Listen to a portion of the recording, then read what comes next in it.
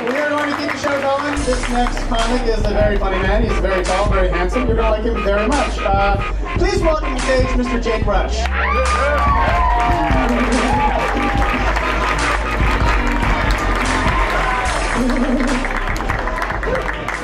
Glad you mentioned I was handsome because I just got adult braces on today.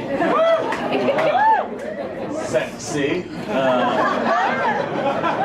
The main downside to adult braces is that I have adult braces. Upside is I sound like Thurston Howell.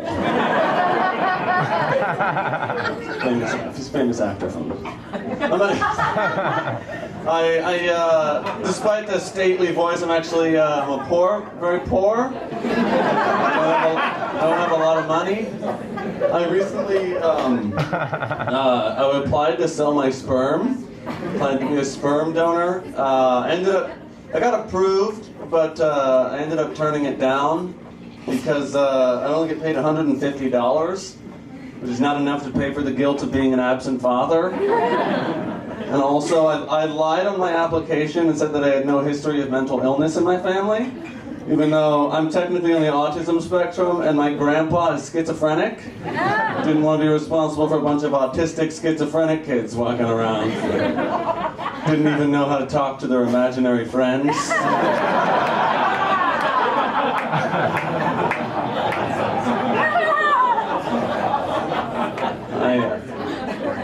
Also, I found out that true fact, if women want to buy sperm, it costs $1,500. It's a 10-to-1 markup. I'm like, first of all, it's already hard enough for some guys to get laid. Why you gotta pay a middleman? Just call me, I'll give it to you. And also, guys that work at sperm banks must be just the greatest salesmen on earth. How do you sell something to women that they're already being offered way too much of for free? It's like selling breadsticks to people as they leave the Olive Garden.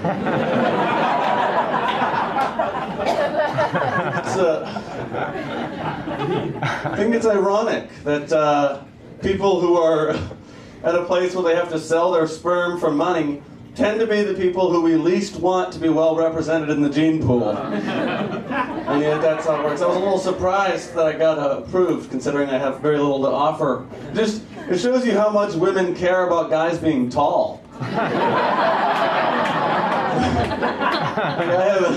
I have nothing to offer the world but my seed, and they're buying it. They're literally paying for more of me. Well, they're paying for my genetic code, essentially. Basically, they're paying for what I could have been.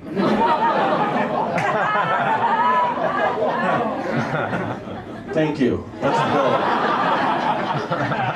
That is the goal. So I've been doing stand-up for college kids recently. It's the worst. They're the worst demographic of people. So I was when I did that joke about the autism and schizophrenia, one of the college kids yelled out, "Really? It's 2018." As if that made it different. That's the one thing I never understood about political correctness. When people try to explain to you why something is wrong by reminding you what year it is. When people are like, "Really? We still have wage inequality? It's 2018." I just feel like something is wrong regardless of what year it is. I don't understand what the year has to do with that. When did that start? Were people in the past going, "Really? We're still burning witches? It's 1451.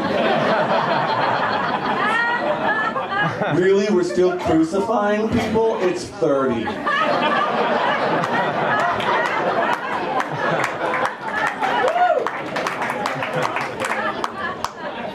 Stop it.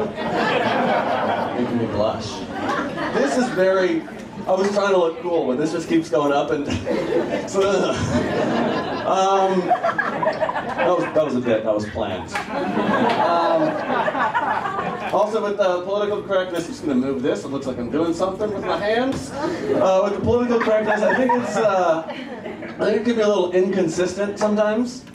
I know some people who think it's time to put an end to that song, the Christmas Carol, "Baby It's Cold Outside," because like the Christmas season, people were saying that song is a little offensive because the line like, say what's in this drink and baby it's cold outside, which is like, it kind of makes sense. You know, I'm like, okay, maybe it is time to put an end to that song.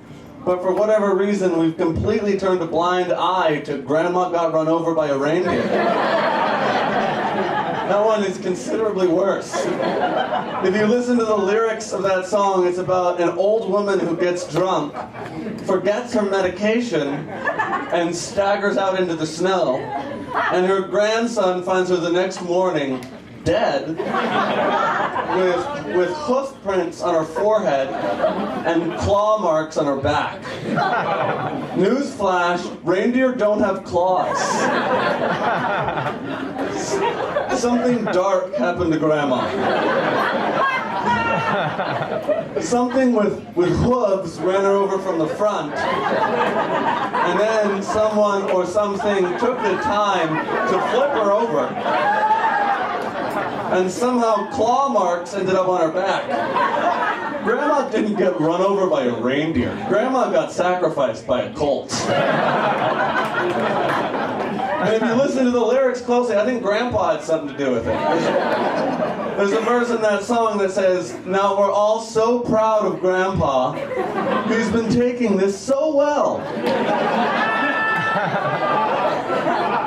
You can see him watching football, drinking beer, and playing cards with Cousin Mel. Watching football, drinking beer, playing cards. Sounds like three things Grandpa couldn't do when Grandma was around. All right, guys, that's all I got time for.